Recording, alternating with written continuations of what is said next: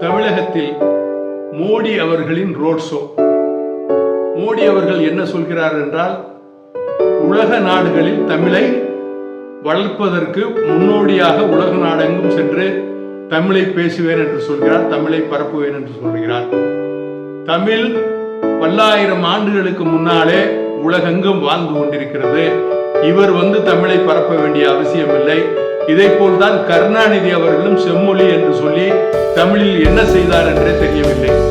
அதை விடுத்து மூணாவது இடத்திற்கு இந்தியாவுடைய பொருளாதாரத்தை கொண்டு வருகிறேன். தமிழகத்திலோ இந்தியாவிலோ வேலை வாய்ப்பு மேம்படவில்லை, பொருளாதாரம் மேம்படவில்லை, கல்வி மேம்படவில்லை. அதை பற்றி மோடி இங்கேயும் எதுவும் பேசுவதில்லை, எதுவும் சொல்வதில்லை. பிஜேபி 10 ஆண்டுகளில் தமிழகத்திற்கு செய்த நன்மை என்ன, இந்தியாவில் எதை இவர்கள் மேலே கொண்டு வந்தார்கள்?